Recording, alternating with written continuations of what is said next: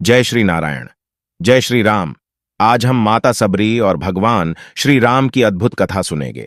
माता सबरी का जन्म नीची जाति भील समुदाय में हुआ, जो कि आदिवासियों की एक प्रजाति थी। उसे बचपन से ही दया, करुणा और प्रेम का भाव माता सबरी के हृदय में था।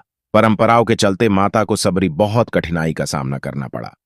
एक दिन बात उसकी शादी की आई तो माता को बताया गया, अब आपको को भी पशु बलि जैसी परंपरा को निभाना होगा, जो सबरी माता को कभी मंजूर न था। उस रात माता सबरी सारी रात्रि उन बेजुबान जानवरों से बातें करते करते निकाल दी।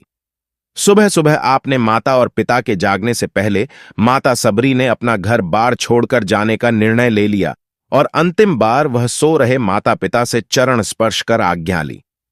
माता सबरी उस दिन से आध्यात्मिक शिक्षा के लिए कई ब्राह्मणों गई, परंतु उन्होंने शिक्षा देने से मना कर दिया। ऐसी ही भटकते भटकते माता सबरी ऋषि मतंग के पास पहुंची। उन्होंने माता को अपना शिष्या स्वीकार कर लिया और अपने आश्रम में स्थान दे दिया। तब माता आजीवन ऋषि मतंग जी के आश्रम में रही। सबरी को शिष्या स्वीकार करने के कारण बाकी ब्रह्म ऋषि मतंग से नाराज हो गए। माता सबरी आश्रम का सारा काम काज संभालती और सभी के लिए भोजन की व्यवस्था करती हैं। वह अपना सारा काम हर्ष और उल्लास से करती। माता सबरी की गुरु भक्ति से ऋषि मतंग अत्यधिक प्रभावित हुए और उन्होंने सबरी से पूछा, पुत्री तुम्हें क्या चाहिए? आज मैं तुम्हें वरदान देता हूं। ऋषि की बात सुनकर सबरी बोली, हे ऋषि, वर इतने वर्षों से आप मेरे गुरु और माता पिता दोनों ही हो। मुझे आपकी सेवा के अलावा कुछ नहीं चाहिए। समय बीतता गया। आखिर एक दिन ऋषि मतंग गंभीर रूप से बीमार पड़ गए और अंतिम समय में उन्होंने माता सबरी को कहा, पुत्री, अब मेरा समय पूरा हो गया। अब से तुम्हें ही इस आश्रम को आगे बढ़ाना है और श्री राम भक्ति को आगे बढ़ाना है। आदेश कर ऋषि मतंग पंच तत्वों में लीन हो गए। तब से माता सबरी राम मिलन और राम भक्ति में अपना सारा समय बिताती। वह रोज पुष्प लाती और आश्रम की सजा करती कि राम आएगे, मेरे राम आएगे।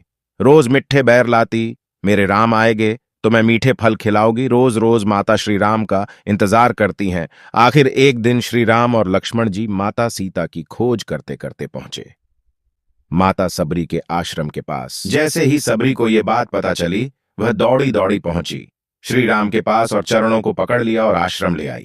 वह रोज पुष्प से सजा करती थी और रोज मिठ्ठे बैर, मीठे फल इकट्ठे करती थी श्री राम के लिए। आज तो सौभाग्य से दिन आया जब सबरी श्री राम को बैर खिलाए। वह चख चख कर श्री राम को बैर खिलाए तो लक्ष्मण ने रोका, भ्राता बैर झूठे हैं।